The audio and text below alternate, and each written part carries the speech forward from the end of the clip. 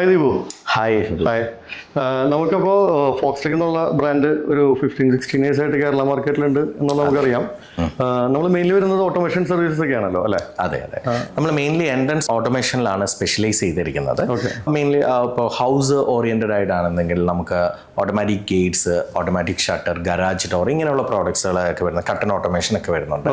ഒരു കൊമേഴ്സിലേക്ക് പോകുകയാണെങ്കിൽ boom barrier systems വരുന്നുണ്ട്, പാർക്കിംഗ് സൊല്യൂഷൻ വരുന്നുണ്ട്, ഓട്ടോമാറ്റിക് ഷട്ടർ അവിടെ വരുന്നുണ്ട്.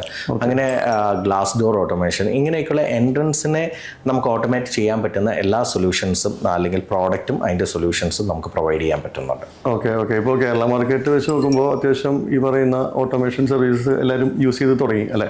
അതെ. അപ്പോൾ എങ്ങനെയുണ്ട് മൊത്തത്തിൽ ഇപ്പോഴത്തെ ഒരു ലാസ്റ്റത്തെ ഒരു 5 years ഒക്കെ നോക്കാന്നുണ്ടെങ്കിൽ എങ്ങനെയുണ്ടാവും?